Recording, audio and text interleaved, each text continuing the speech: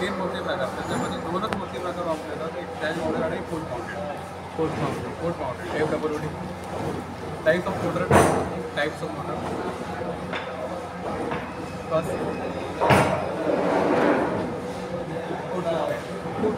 FWD foot mounted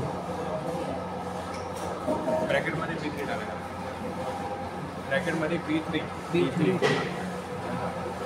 second B3 second. हा B3 म्हणजे त्याचा शॉर्ट फॉर्म करायचा. Okay. Second flash mounted FLA flash mounted ब्रॅकेटमध्ये B5 आणि तिसरे ते फेस माउंटेड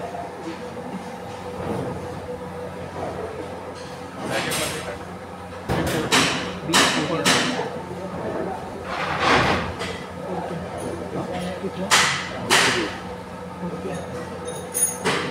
मोटरचे 4 प्रकारमध्ये RPM असतात.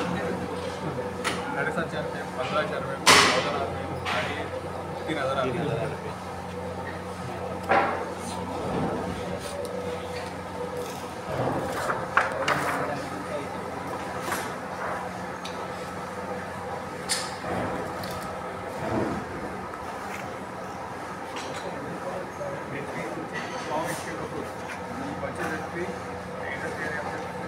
पुढे पण HP केली जाते. त्यानुसार त्याचा वाईट प्रत्येक ज्या मॉडेल त्याला एखादी ट्रॅव्हल करायचं बरोबर. आणि आपल्याला माहिती आहे इथे आपल्याला एका माणसाचं काम आहे बरोबर. तिथे आपण एकच माणूस आहोत. समजा तिथे आपल्याला 2 माणसाचं काम आहे.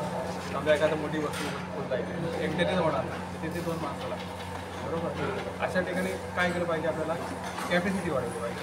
मग त्यानुसार मोटरचं डिझाईन टाकलं. 1 HP ची मोटर जे वजन उचलू शकते त्याच्या दुप्पट जर आपल्याला वजन उचलायचं आहे तर आपल्याला त्यानुसार ते मोटर लावायला लागेल.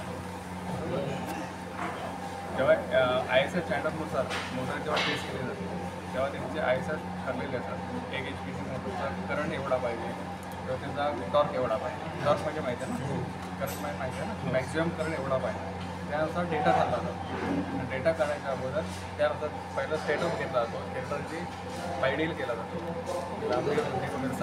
त्याचा स्लॉट केला जातो. स्लॉटचा एरिया काढला जातो आणि त्या एरियामध्ये कोणत्या कंडक्टरची वाईट किती टन बसली आणि ते टनमध्ये ते टन बसल्यानंतर त्याचं करंट किती होईल.